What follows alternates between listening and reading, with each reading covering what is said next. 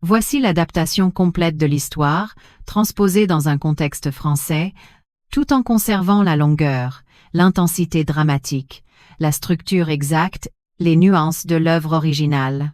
Gauthier Vasseur fit un pas en avant, le doigt pointé vers lui. Est supérieur à pas question. Sortez. Vous êtes sourd? J'ai dit de sortir. Ce magasin, musique, ne sert pas. Les gens comme vous. Est supérieur à l'homme au sweat à capuche gris, resta immobile. Je voulais juste regarder une veste. Est supérieur à Gauthier fit claquer sa langue. Est supérieur à une veste? Vous n'avez même pas les moyens de vous payer un cintre ici, vous comprenez. Musique, est supérieur à, il s'approcha, est supérieur à, vous puez la poubelle. On dirait, vous sortez d'un camp de migrants musique. Retirez vos mains sales de ma trade. Marchandise avant que je ne vous jette dehors moi-même. Est supérieur à. Je suis un client. C'est tout. Un client. Gauthier. Claquement. Musique, est supérieur à pauvre noir. Indigent et moralisateur. Sortez. Est supérieur à musique. Est supérieur à je ne vous vendrai rien. Est supérieur à. L'homme ne partit pas, ne discuta pas, il resta simplement là. Quant au gérant, il n'avait aucune idée des conséquences que ses actes allaient entraîner. Mais, avant d'en arriver à ce qui s'est passé ensuite, vous devez comprendre qui est réellement cet homme.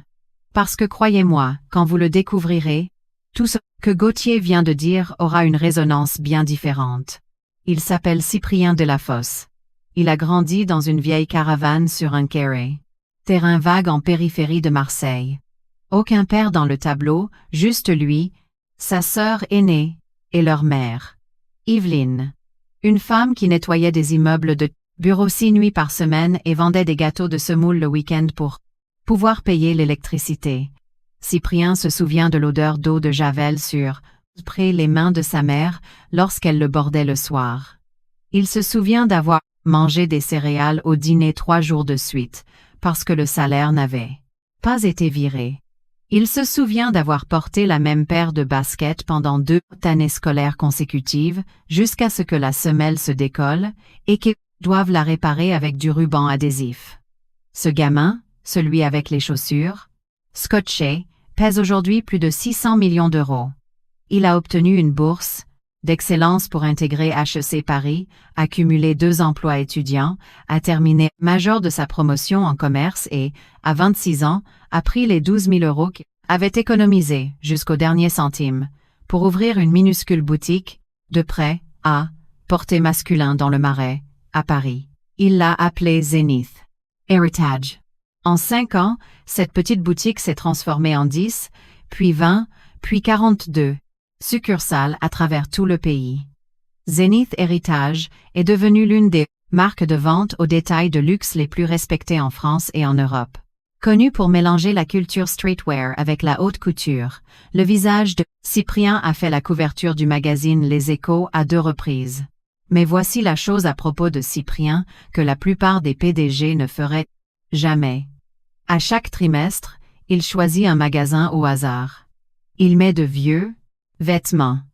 Pas de montre, pas de bijoux, pas d'entourage. Et il entre comme n'importe quel client ordinaire venant de la rue. Il appelle ça ses marches de terrain. Personne ne sait qu'il arrive, aucun gérant n'est prévenu. La seule personne avec lui est Thibault Lemaire, son directeur régional des opérations, également habillé de façon décontractée, prétendant être un ami, l'accompagnant. Pourquoi fait-il cela? Parce que Cyprien croit que la seule façon de connaître la vérité sur son entreprise est de la vivre de la même manière que ses clients. Pas à travers des rapports, pas à travers des tableaux de bord, mais par la porte d'entrée. Il a découvert des fraudes sur les stocks lors de ses visites. Il a promu des vendeurs qui l'avaient impressionné. Il a un jour fermé un magasin entier à Bordeaux et reconstruit l'équipe de zéro après avoir vu un gérant ignorer un client en situation de handicap pendant 15 minutes. Cyprien ne plaisante pas quand il s'agit de la façon dont les gens sont traités dans ces magasins. Cible du jour. Le navire amiral du Triangle d'Or à Paris, la plus grande succursale de Zénith Héritage, celle qui génère le plus gros chiffre d'affaires, le joyau de la marque. Samedi après-midi, le magasin était en pleine effervescence. Les sols en béton ciré brillaient sous les rails de spots façon galerie d'art. Un DJ dans un coin mixait de la neo-soul douce. Les basses bourdonnaient à travers les murs, juste assez pour qu'on les ressente dans la poitrine. L'air sentait le cèdre et le bois de santal grâce aux diffuseurs de la marque placés près de chaque entrée. Des portants de vestes sur mesure s'alignaient sur le muret. Des articles en cuir fait main reposaient sous des vitrines près des caisses. Tout était curaté. Tout avait un but. Cyprien avait approuvé chaque détail de ce plan au sol lui-même. Il est entré par l'entrée principale, vêtu d'un simple sweat à capuche gris, d'un jean délavé et d'une vieille paire de baskets. Pas de logo, pas de clinquant, rien qui crie l'argent. Thibaut marchait à côté de lui, tout aussi banal. 2. Gaz un samedi. C'est tout ce que n'importe qui verrait. Cyprien a pris un panier d'achat et a commencé à parcourir les tricots en cachemire près de G. L'entrée. Il a touché le tissu, vérifié les coutures, passé son pouce le long de l'ourlet, comme quelqu'un qui s'y connaît vraiment en textile.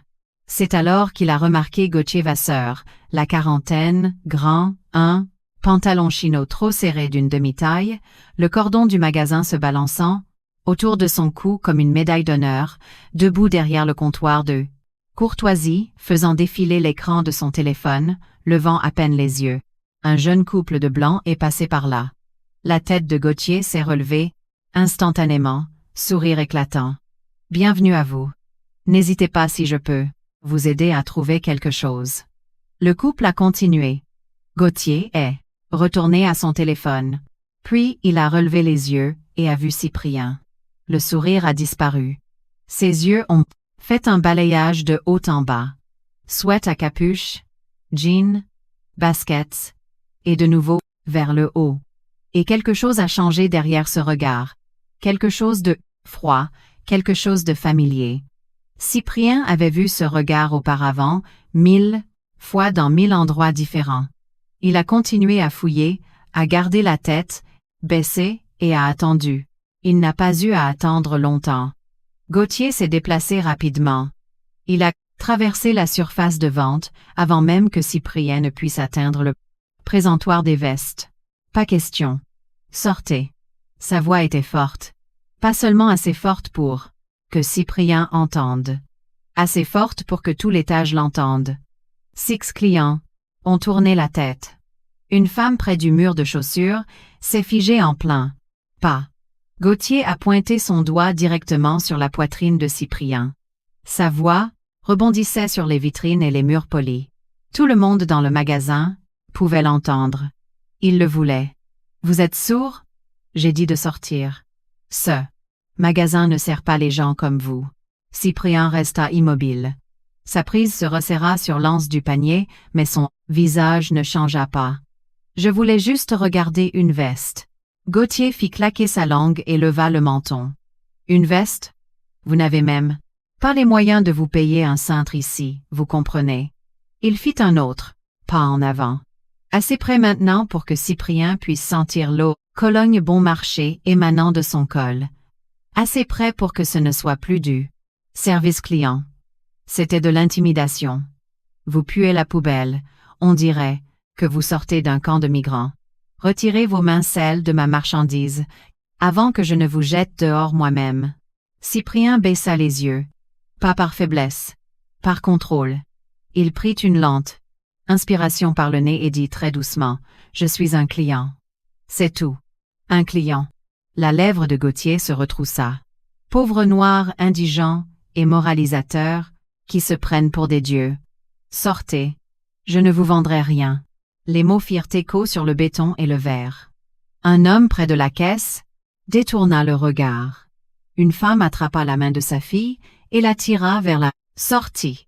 Personne ne dit le moindre mot. Cyprien ne partit pas. Il posa le panier sur la table de présentation la plus proche et regarda Gauthier dans les yeux. « Pouvez-vous vérifier si cette veste existe en taille L?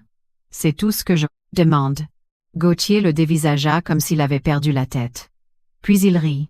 Pas un vrai rire, une performance. Un aboiement théâtral bruyant destiné à la foule. « Vous avez entendu ça? Il veut que je vérifie les tailles pour lui. » Gauthier balaya le magasin du regard pour chercher l'approbation. Personne ne rit en retour. « Je suis ici depuis 10 ans. 10 ans. Je sais qui achète et qui regarde. Vous n'êtes même pas là pour regarder. Vous êtes un problème qui ne demande qu'à exploser. » C'est alors que Thibault le maire est intervenu. Thibault avait observé à 3, portant de là, faisant semblant d'examiner des polos. Il s'est approché, calmement, les mains dans les poches, et s'est tenu à côté de Cyprien. « Hé, on est ensemble. Vous pouvez nous aider tous les deux? » Les yeux de Gauthier se posèrent sur Thibault. Un homme blanc, décontracté, mais propre sur lui. Sa posture changea très légèrement.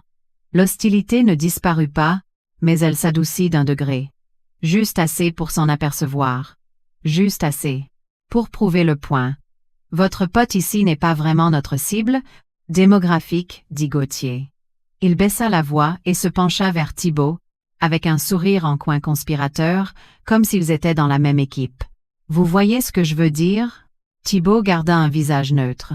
« Quelle est cette cible démographique? Exactement? » Gauthier haussa les épaules, croisa les bras. « Écoutez, je ne suis pas le méchant ici. La sécurité a signalé un profil. Ok, je suis proactif, je fais mon boulot. Il n'y avait aucun profil signalé, aucune alerte de la sécurité, rien dans le PRR système. Gauthier l'avait inventé sur le champ et l'avait débité avec la confiance d'un homme qui avait fait cela 100 fois, sans jamais être contredit. Thibault jeta un coup d'œil à Cyprien. Cyprien fit un tout petit signe de tête, de la tête, pas encore. Thibault se retourna. « Nous aimerions parler à un directeur, s'il vous plaît. » Gauthier rit de nouveau. Plus court cette fois, plus sec. « Un directeur, mon gars, je gère ce magasin depuis une décennie. C'est moi le directeur, et je vous dis que votre ami doit partir maintenant. » Depuis l'autre bout de la surface de vente, quelqu'un avait observé chaque seconde de cet échange. Solange Mebaille, la trentaine, noire, 4 ans dans cette succursale. Elle aidait un client avec un retour près des caisses du fond, quand la voix de Gauthier a percé la musique pour la première fois. Elle a entendu chaque mot. Sa mâchoire était crispée. Ses mains agrippaient le bord du comptoir si fort que ses jointures avaient blanchi. Elle s'est excusée auprès de son client, a ajusté son cordon et s'est approchée. Ses talons claquaient, contre le sol en béton, sec, régulier, délibéré. Chaque pas sonnait comme une décision prise en temps réel. « Monsieur, je serais ravie de vous aider », a-t-elle dit à Cyprien. Sa voix était chaleureuse, professionnelle. Puis elle s'est tournée vers Gauthier. « Je prends le relais à partir d'ici. » Gauthier a fait un pas de côté pour bloquer son chemin. Il a physiquement positionné son corps entre Solange et Cyprien, ses épaules carrées vers les siennes comme un mur qui s'érige. « Solange, reste à ta place. J'ai déjà dit à ce type qu'on ne pouvait pas l'aider. » Elle n'a pas reculé. Pas d'un centimètre. « Gauthier, tu ne peux pas refuser de servir quelqu'un en fonction de son apparence. Ce n'est pas notre politique. » Gauthier s'est penché plus près. Sa voix a baissé, mais pas assez. Tout le monde, dans un rayon de 3 mètres, a entendu chaque syllabe. « Je ne refuse pas le Bray Inglam et service. Je fais preuve de jugement. Tu veux encaisser ce type? Très bien. Et, quand cette veste reviendra dans 2 jours avec les étiquettes arrachées et un faux reçu, ça tombera sur tes chiffres. Je t'en prie. » Les narines de Solange se sont dilatées. Ses yeux brillaient sous les lumières des spots, mais elle a gardé son sang-froid. C'est dégoûtant de dire ça. Tu ne sais rien de cet homme. L'expression de Gauthier a changé. Le sourire en coin a disparu. Son visage est devenu plat, froid, vide. Continue à insister, Solange, et je te mets un blâme. Pour insubordination. Il a fait une pause, a laissé le silence planer comme une lame. L'éclairage sur rail bourdonnait au-dessus. Puis il a ajouté doucement, encore. Ce seul mot, encore, a tout fait basculer. Ce n'était pas nouveau. Solange s'était déjà opposée à lui auparavant, et à chaque fois qu'elle l'avait fait, Gauthier l'avait puni. Blâme, changement d'horaire, transfert de dossier, responsabilité. Un schéma si silencieux et si constant que personne au-dessus ne s'en était jamais rendu compte. Ou peu, être qu'il n'avait simplement jamais voulu le voir. Le menton de Solange a tremblé. Elle a regardé Cyprien, et il pouvait le voir, dans ses yeux. L'épuisement profond et usé d'une guerre que personne autour d'elle ne reconnaissait comme existante. Elle a reculé. Non pas parce qu'elle était d'accord, mais parce qu'elle avait appris ce qui arrivait quand elle ne le faisait pas. Cyprien l'a regardé s'éloigner, sa poitrine s'est serrée. Pas pour lui, pour elle. Gauthier s'est retourné vers Cyprien, avec un sourire satisfait. Le sourire d'un homme qui gagnait toujours, qui n'avait jamais affronté de conséquences pour quoi que ce soit. Bien, où en étions-nous? Il a fait craquer son cou. Ah. Oui. Vous étiez sur le point de partir. Cyprien n'a pas bougé. N'a pas cligné des yeux. Le sourire de Gauthier s'est estompé. Il a décroché le talkie-walkie de sa ceinture, l'a porté à sa bouche, et a appuyé sur le bouton. Et Corentine, j'ai un individu suspect près de la mode masculine. Tu peux passer? 30 secondes plus tard, l'agent Corentin Barbet est apparu depuis le couloir du fond. Policier hors service, embauché pour la sécurité le week-end. 1,88 m, de larges épaules, le crâne rasé. Ses Rangers frappaient lourdement le béton. Son ceinturon tactique grinçait à chaque pas. Sa main droite reposait près de son étui, pas sur son arme, mais assez près pour envoyer un message qui se passait de mots. Il a d'abord regardé Cyprien, puis Gauthier, puis à nouveau Cyprien. « Monsieur, il y a un problème ici ?» La voix de Cyprien est restée calme. « Aucun problème. Je fais des achats. » Gauthier est intervenu avant que Barbet ne puisse répondre. Il manipule de la kenave et esquet, marchandise de grande valeur, et refuse de partir après qu'on le lui a demandé à plusieurs reprises. Je veux qu'il soit expulsé du magasin. Chaque mot était un mensonge. Cyprien avait touché un seul portant de cachemire. On ne lui avait jamais demandé de partir poliment.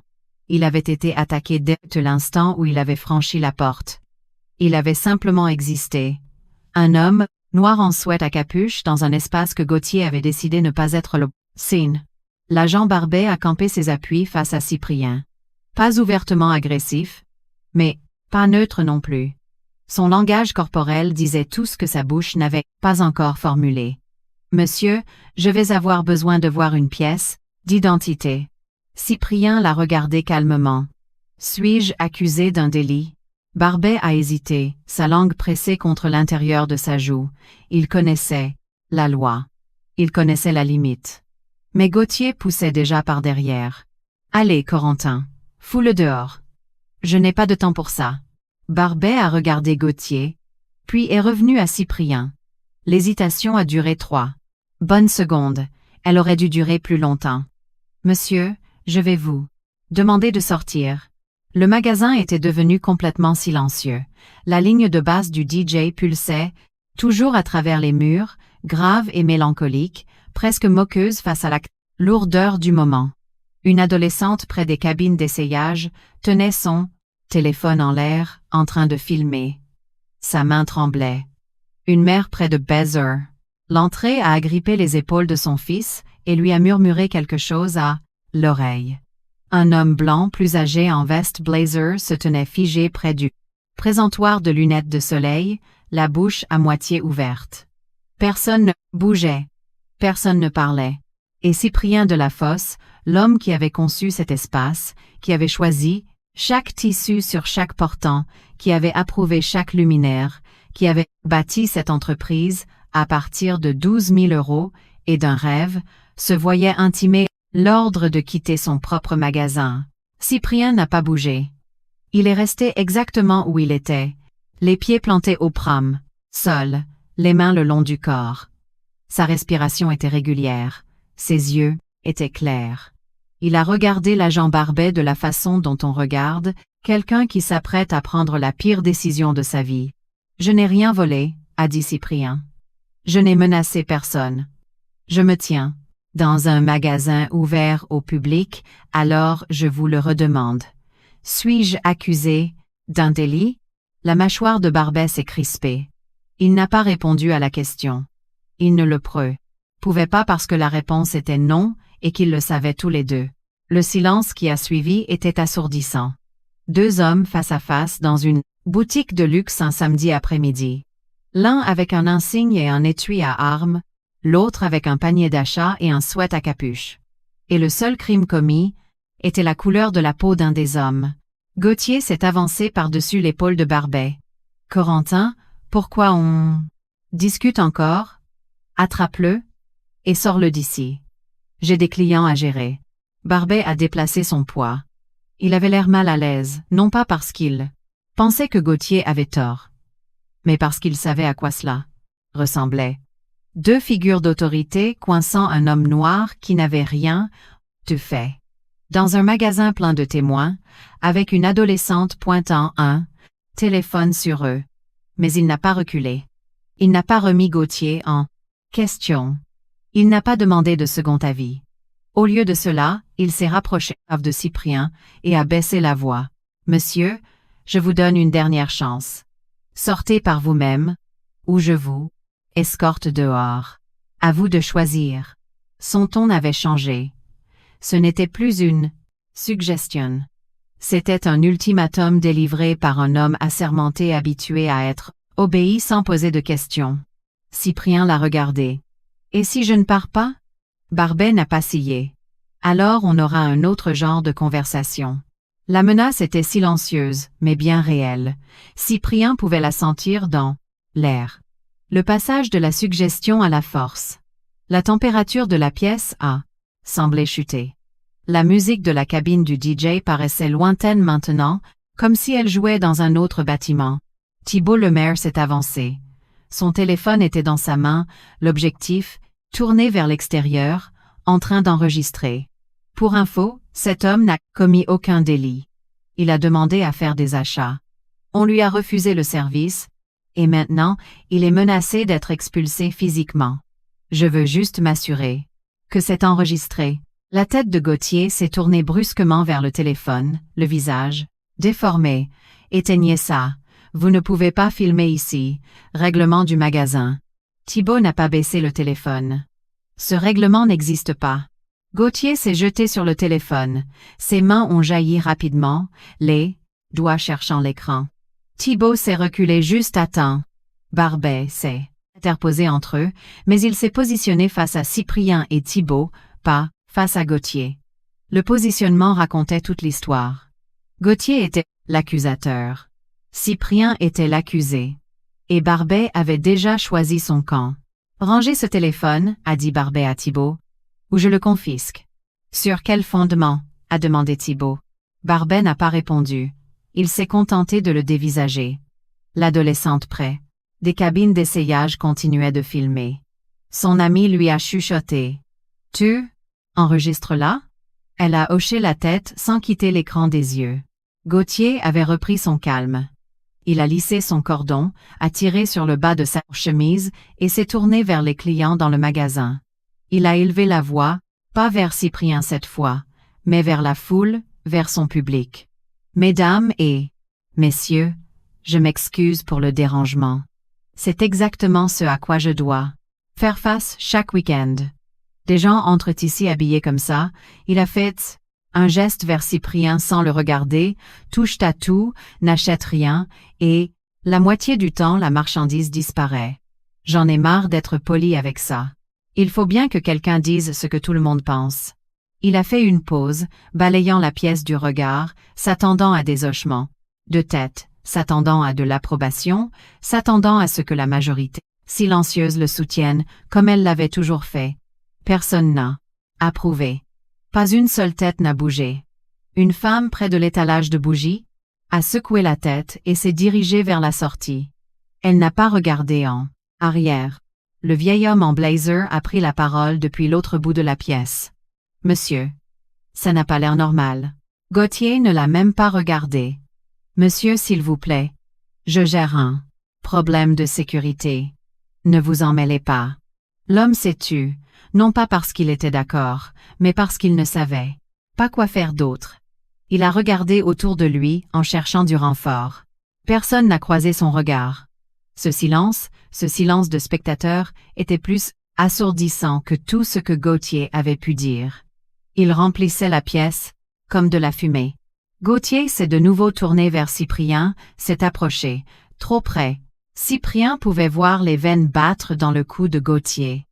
Il pouvait sentir le café ranci sur son haleine.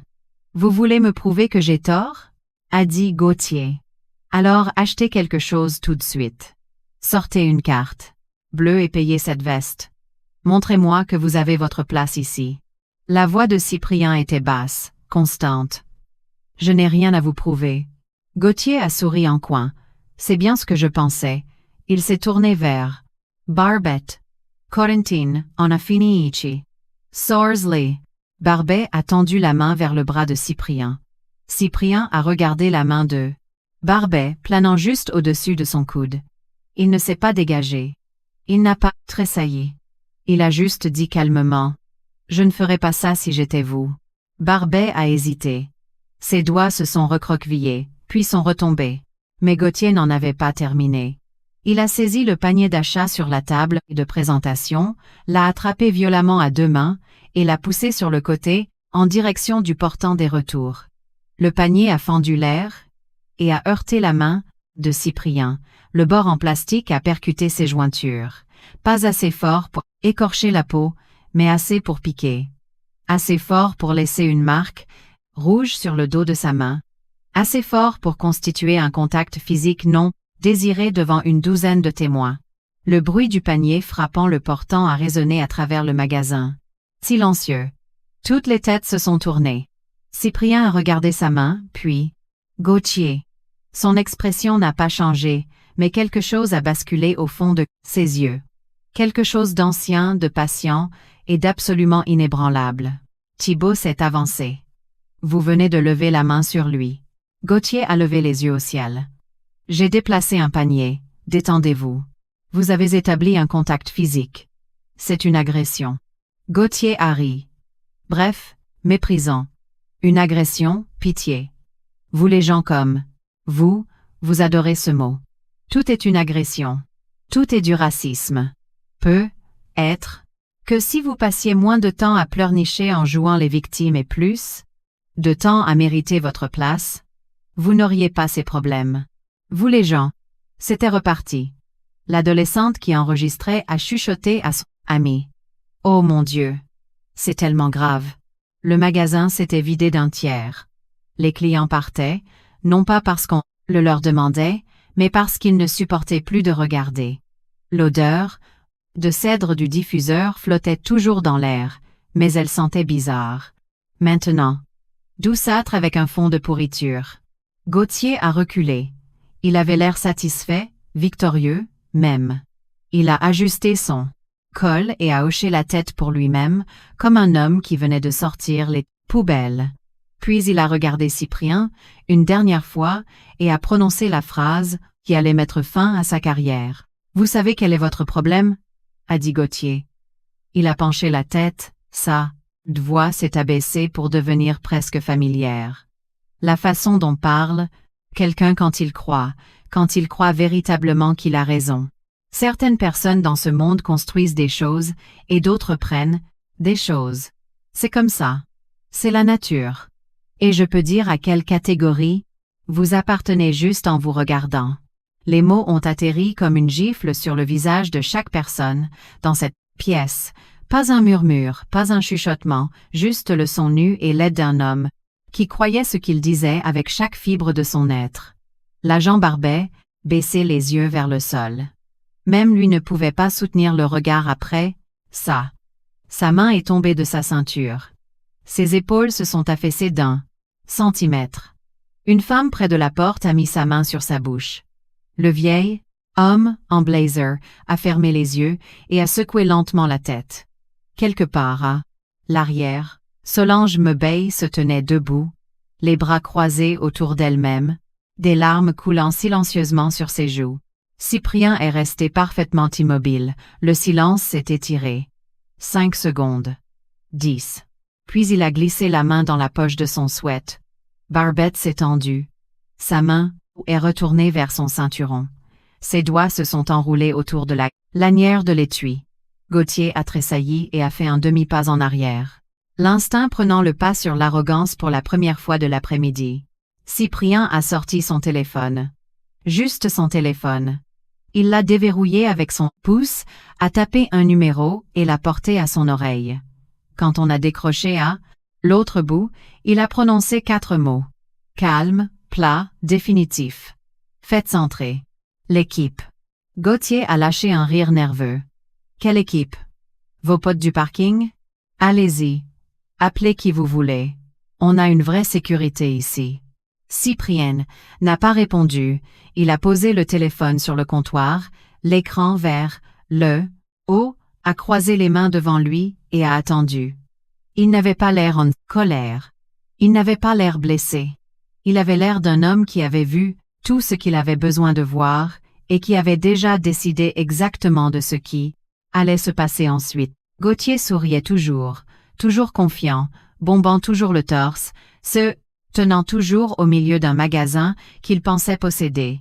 Il n'avait aucune idée que les 90 prochaines secondes allaient pulvériser sa vie entière. 90 secondes. C'est tout ce qu'il a fallu. Les portes d'entrée du magasin se sont ouvertes. Pas de manière désinvolte, mais avec détermination. 3 personnes sont entrées, vêtues de costumes d'affaires, taillés sur mesure. Leurs chaussures frappaient le béton à l'unisson, un bruit net et précis, comme un roulement de tambour avant le verdict. L'un portait un porte-documents en cuir. Un autre avait une tablette ouverte. Le troisième portait un tour de cou. Siège social de Zénith Héritage. Gauthier les a vus en premier. Son sourire a vacillé. Il a redressé le dos et a ajusté son cordon, de la même manière qu'un soldat ajuste son uniforme quand un général entre. « Je peux vous aider ?» a-t-il dit. Sa voix avait changé. Plus douce maintenant. Prudente. L'arrogance était toujours là, mais elle se cachait. Derrière quelque chose de nouveau. L'incertitude. Thibault le maire ne lui a pas laissé le temps de se reprendre. Il s'était redressé, a complètement abandonné son jeu d'acteur décontracté. L'homme qui examinait des polos, il y a 10 minutes ressemblait soudain exactement à Skillporsens. Était un cadre dirigeant d'entreprise qui venait de voir un employé s'auto-détruire en temps réel. Rachel, Vincent, Chloé. Il a appelé chacun par son prénom. Merci d'être venu. Nous avons une situation. La bouche de Gauthier s'est ouverte.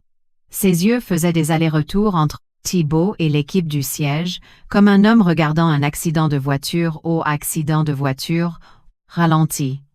Attendez, a dit Gauthier. Vous travaillez ici? Thibault a mis la main dans sa poche arrière et a sorti un portefeuille.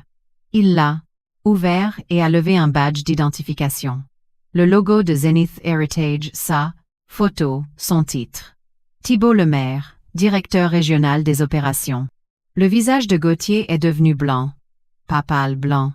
Le sang s'est retiré de Dia. Ses joues comme si on avait arraché une prise. Ses lèvres se sont entr'ouvertes, mais aucun son n'en est sorti. Ses yeux ont dérivé lentement, inévitablement, vers Cyprien. Cyprien n'avait pas bougé. Il se tenait toujours au même endroit. Le même sweat, les mêmes baskets, la même expression calme qu'il avait gardée face à chaque insulte, chaque menace, chaque humiliation que Gauthier lui avait lancée. Mais, maintenant, Cyprien a glissé la main dans la poche avant de son sweat. Lentement, délibérément, comme un homme qui attendait cette seconde précise, depuis l'instant où il avait franchi la porte. Il a sorti un badge. L'équipe du siège s'est déplacée, un subtil repositionnement, la façon dont les gens bougent instinctivement quand quelqu'un d'important s'apprête à parler. Cyprien a tenu le badge en l'air, à hauteur des yeux, la main ferme. Le badge disait tout. Cyprien Delafosse, fondateur et PDG. Le silence qui a suivi n'était pas seulement calme, il était absolu, c'était le glam en sèche. Son du monde entier de Gauthier Vasseur qui s'effondrait sur lui-même. Sa photo était sur le mur, juste là derrière la caisse, encadrée dans de l'aluminium, brossé à côté de la déclaration de mission de l'entreprise. Cyprien Delafosse, fondateur. Le visage devant lequel Gauthier était passé à chaque service pendant 3 ans sans jamais vraiment le voir. Gauthier a regardé le badge, puis le mur, puis de nouveau Cyprien. Sa bouche bougeait. Aucun son ne sortait. Cyprien a pris la parole. Et quand il l'a fait, sa voix était différente. Pas plus forte, pas plus en colère, juste définitive. La voix d'un homme possédait la pièce, le bâtiment, la marque et le salaire de chaque personne, si trouvant.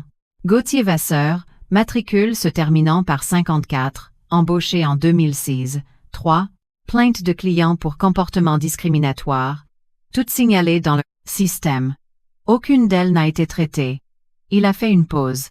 Il a laissé chaque mot se déposer comme une pierre jetée dans une eau calme. Ça s'arrête. Aujourd'hui. Les genoux de Gauthier ont fléchi. Pas complètement, mais assez. Sa main a jailli vers le comptoir derrière lui. Son cordon s'est balancé contre sa poitrine.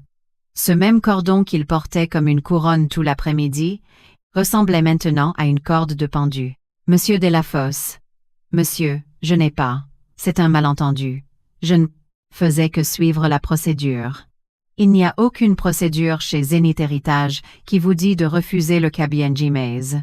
Service sur la base de la couleur de peau de quelqu'un. La voix de Cyprien tranchait les bégaiements comme une lame. Je le sais pertinemment parce que c'est moi qui ai rédigé chaque procédure que possède cette entreprise. Cyprien s'est tourné vers l'agent Barbet.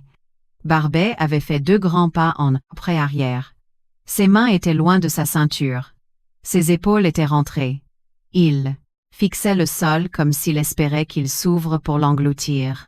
« Et vous? » Ah, dit Cyprien, vous étiez sur le point de m'expulser physiquement de mon propre magasin sur la base de 0 preuve et des préjugés d'un seul homme. Nous aurons une conversation très différente concernant votre contrat de sécurité avec cette succursale. Barbet n'a rien dit. Il ne pouvait même pas lever les yeux. L'adolescente près des cabines d'essayage a baissé son téléphone pour l'adolescente proquée. Première fois. Ses yeux étaient écarquillés. Sa bouche grande ouverte. Elle s'est tournée vers son ami et a chuchoté « Oh mon Dieu !» Sa vidéo était déjà en cours de téléchargement sur les réseaux. Le vieil homme en blazer, celui qui avait essayé de prendre la parole et qui s'était fait rembarrer, se tenait près de la porte, les bras croisés. Il a hoché la tête une fois, lentement, le hochement de tête d'un homme qui venait de voir l'univers corriger lui-même une erreur. Et Solange me baille. Elle se tenait à l'autre bout du magasin, une main pressée, contre sa bouche, l'autre agrippant le bord d'une table d'exposition. Des larmes ruisselaient sur son visage. Mais ce n'étaient pas des larmes de tristesse. C'étaient des larmes de soulagement pur. Des années de plainte. Des années à être réduite au silence. Des années à regarder Gauthier faire cela client après client pendant que le système détournait le regard. Quelqu'un l'avait enfin vu. Quelqu'un ayant le pouvoir de faire réellement quelque chose. Et il l'avait vu, de ses propres yeux. Cyprien n'a pas haussé la voix. Il n'en avait pas besoin. Chaque mot qu'il prononçait portait le poids d'un homme qui avait bâti un empire et qui venait de voir l'un de ses propres employés cracher sur tout ce qu'il représentait. Il s'est tourné vers l'équipe du siège. Gauthier Vasseur est renvoyé. Avec effet immédiat. Pas suspendu, pas réaffecté. Licencié. Pour faute grave. Les jambes de Gauthier ont presque lâché.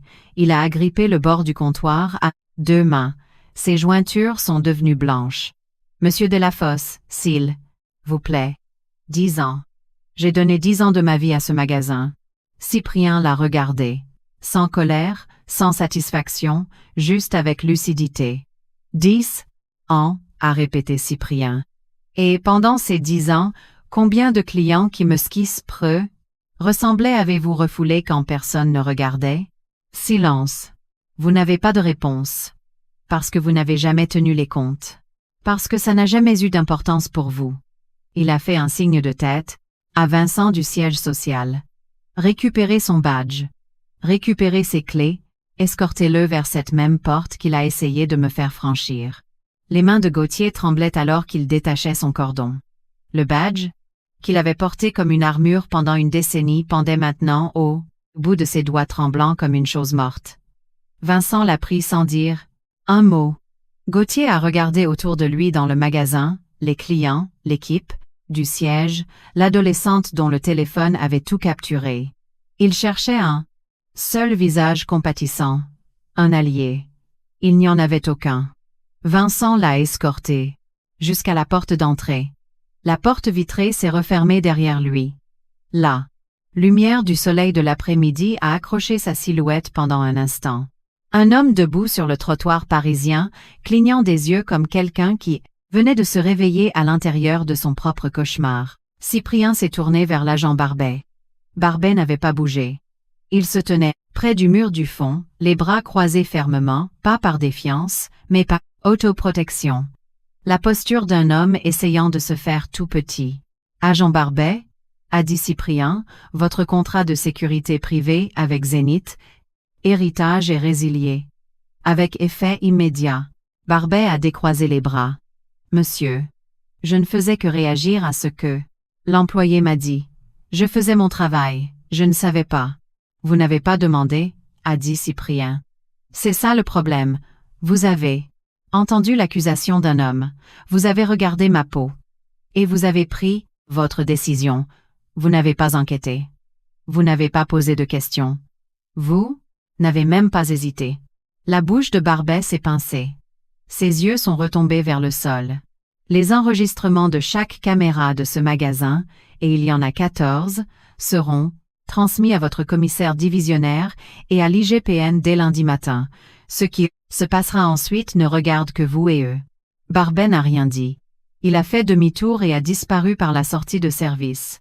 Ses rangers résonnaient, lourdes, lentes, le son d'un homme s'éloignant d'une carrière qu'il venait de détruire. Le magasin était immobile. La musique s'était arrêtée. Personne ne se souvenait. À quel moment, le DJ avait coupé le son sans qu'on le lui demande. Cyprien se tenait au milieu de son propre magasin. Il a pris une inspiration.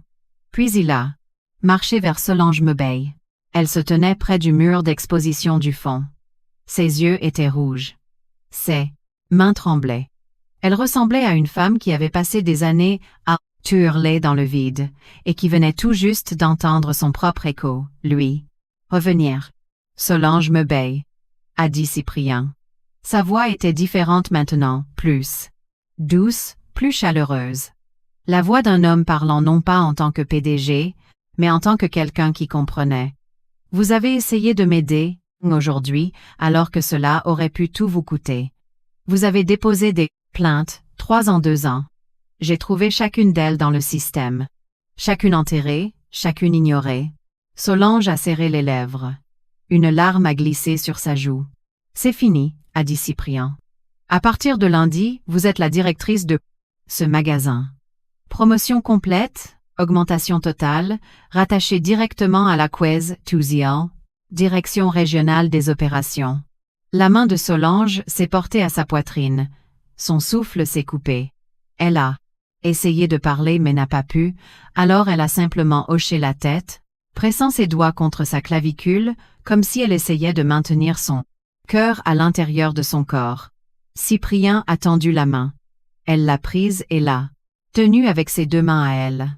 Vous m'avez montré le genre de personne que je veux pour représenter cette entreprise, a-t-il dit. Merci. Depuis quelque part à l'avant du magasin, un client a commencé à applaudir, doucement d'abord. Puis un autre s'est joint à lui, puis un autre. Ce n'était pas une standing ovation. C'était quelque chose de plus discret que ça. Quelques chose qui ressemblait moins à des applaudissements et plus à une expiration, comme si une pièce entière relâchait une respiration retenue trop fort depuis trop longtemps. La vidéo a fait le tour d'Internet ce soir-là. L'adolescente, elle s'appelait Maëlys Vernier, 17 ans, lycéenne, a mis en ligne la vidéo sur ses réseaux sociaux à 18-14. Elle n'a ajouté aucun commentaire. Elle n'en avait pas besoin. La vidéo parlait d'elle-même. 4 minutes et 38 secondes de Gauthier Vasseur. Refusant de servir, proférant des insultes et poussant physiquement un panier dans la main de l'homme qui avait bâti l'entreprise pour laquelle il travaillait. À minuit, elle comptait 2 millions de vues. Le lendemain matin, 14 millions. Les hashtags ont explosé. Ils étaient en tête des tendances nationales, en quelques heures. Les chaînes d'information ont repris l'histoire avant le lever du soleil le dimanche. Les images ont tourné en boucle sur les matinales de BFM TV et des grandes chaînes, les présentateurs commentant l'extrait image par image, faisant pause sur le visage de Gauthier, zoomant sur le badge de Cyprien. Les gros titres tombaient comme des couperets. Tous les grands médias l'ont formulé de la même façon. Un employé refuse de servir le PDG de sa propre entreprise en raison de sa couleur de peau. Les éditorialistes l'ont qualifié de cas d'école de discrimination dans le commerce de détail. Des associations comme SOS Racisme et la LICRA ont publié des communiqués officiels en quelques heures.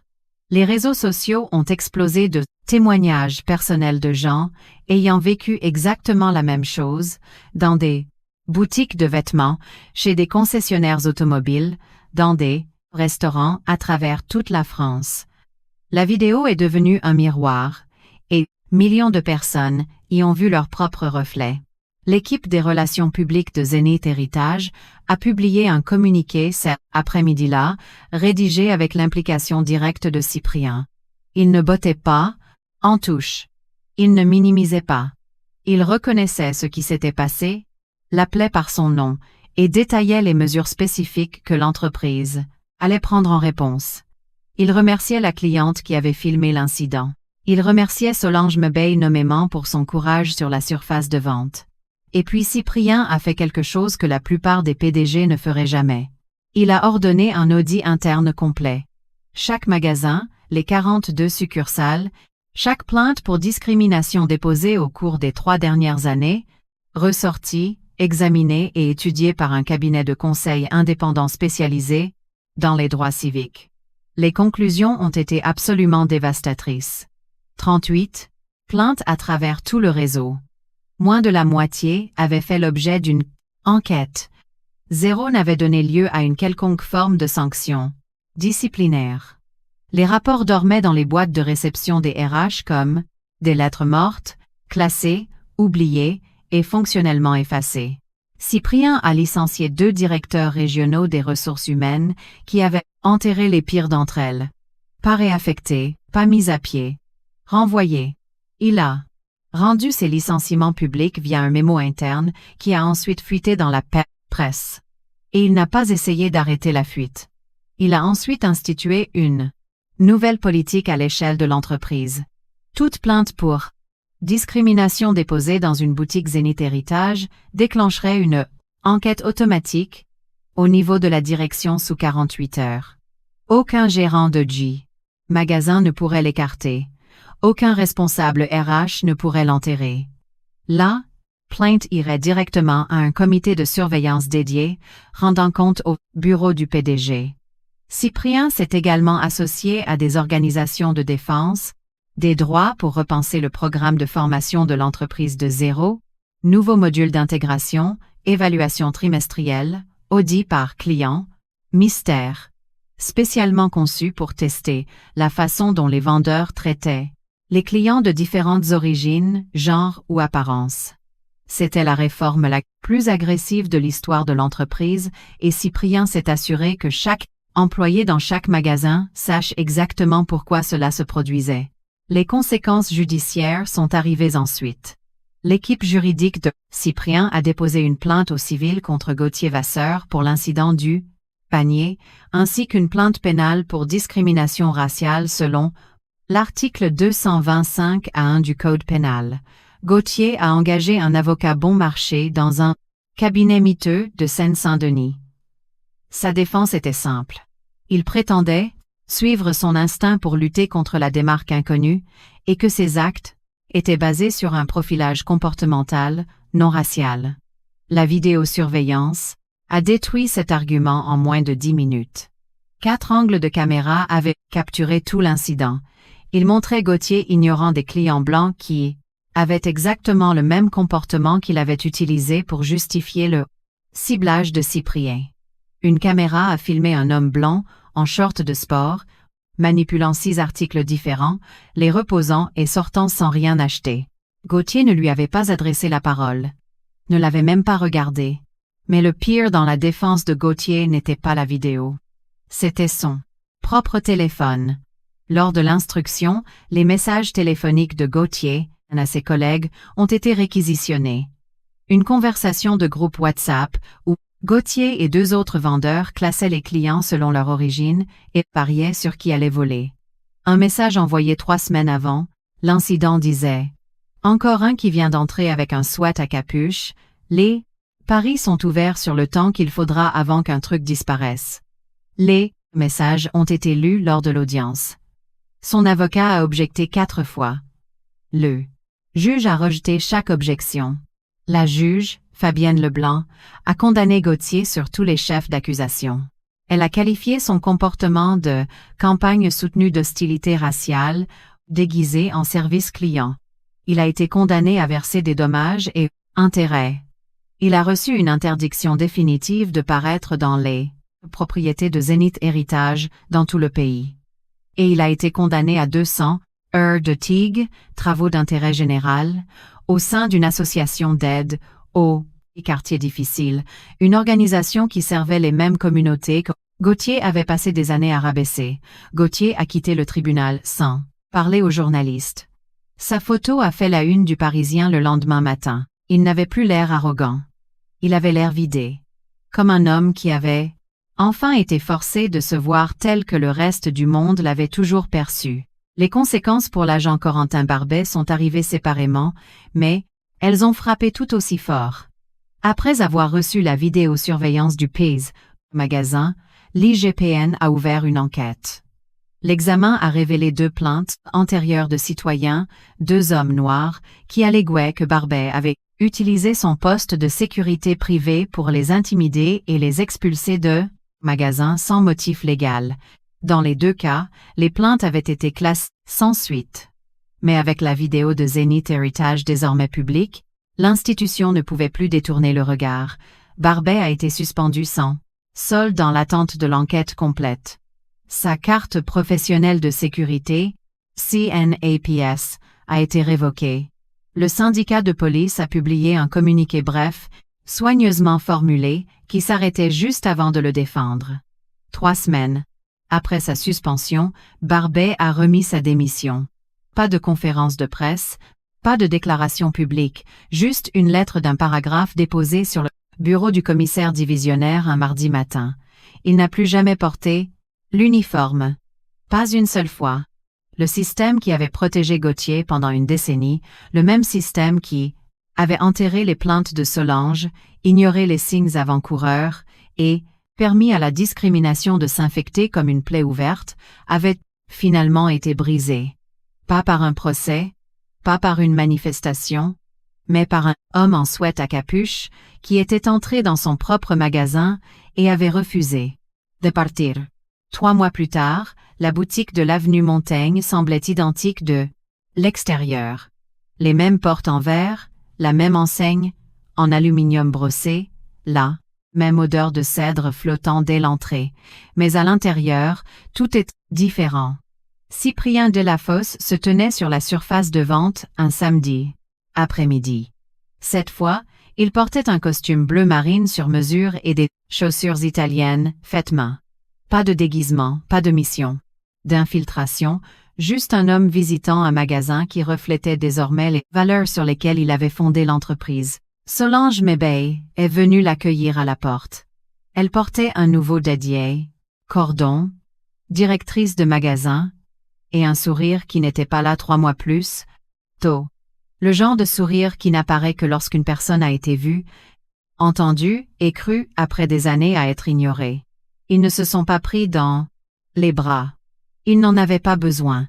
Ils ont échangé un regard, un simple hochement de tête qui portait le poids de tout ce qu'ils avaient traversé dans ce bâtiment. Cyprien a parcouru le magasin lentement. Il s'est arrêté au rayon mode masculine, au même portant, devant la même veste en cuir. Il l'a décroché du cintre, a vérifié la taille, elle, et l'a portée à la caisse. Il l'a achetée, l'a mise directement dans le magasin et est sorti par la porte d'entrée avec. Il est passé par l'endroit où Gauthier lui avait barré le chemin. L'endroit où Barbet avait demandé ses papiers. L'endroit où l'adolescente avait tenu son téléphone. Le sol était le même. L'éclairage était le même. Mais l'air était différent maintenant, plus léger, plus pur, comme une pièce qui avait enfin été ouverte après des années à être barricadée.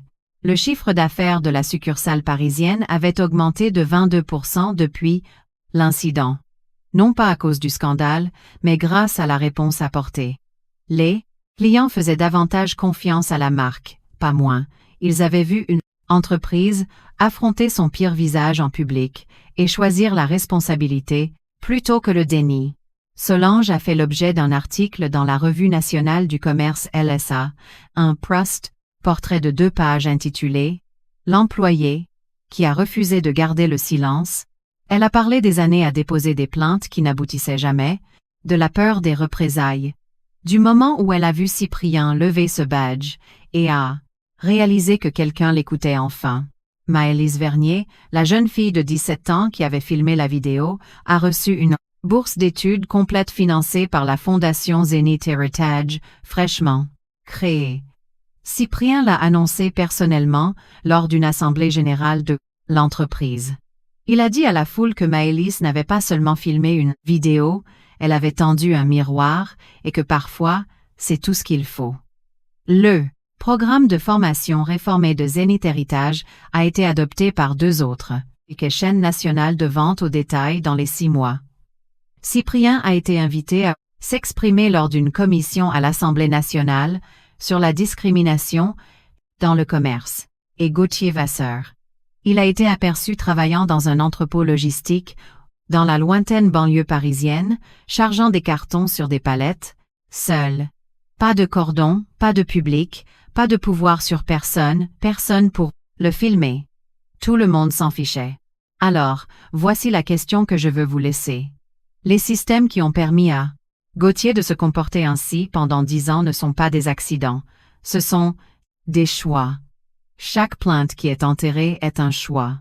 Chaque manager qui détourne le regard est un choix. Chaque témoin qui reste silencieux est un choix. La justice ne se pointe pas toute seule. Elle apparaît parce que quelqu'un, une Solange, une fille avec un téléphone, un leader prêt à mettre sa propre entreprise sens dessus-dessous, décide que le silence n'est plus une option.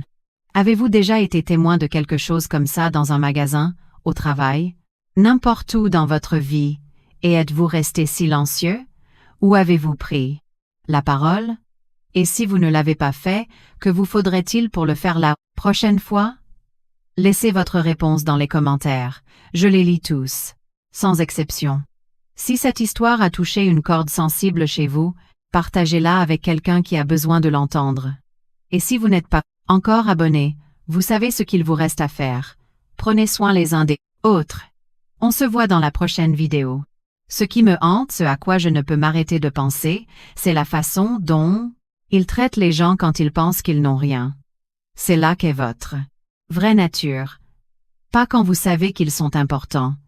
Pas quand vous avez quelque chose à y gagner. Quand vous pensez qu'ils ne sont personne. Quand vous pensez que personne ne regarde. Et, cet instant-là, c'est la vérité, et vous ne pouvez pas la reprendre. Et arrêtons de faire semblant de croire que c'est l'affaire d'une seule personne. Le problème, ce n'est pas ça. Ça survit parce que les gens autour le laissent survivre.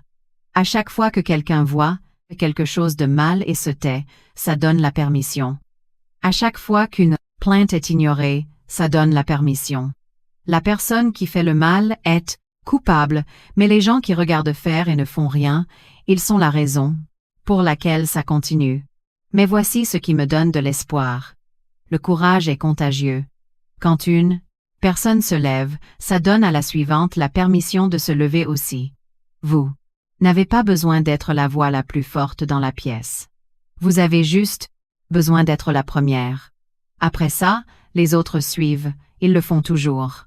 Alors, dites-moi, avez-vous déjà été traité comme si vous étiez invisible, comme si vous n'aviez aucune importance? Ou avez-vous regardé ça arriver à quelqu'un, et d'autres? Qu'avez-vous fait? Mettez-le dans les commentaires. Si celle-ci vous a touché, partagez. Aimez, abonnez-vous pour être là pour la prochaine, parce que la façon dont vous traitez les personnes dont vous pensez qu'elles ne peuvent rien faire pour vous, c'est ça votre caractère. Tout le reste n'est qu'une pièce de théâtre.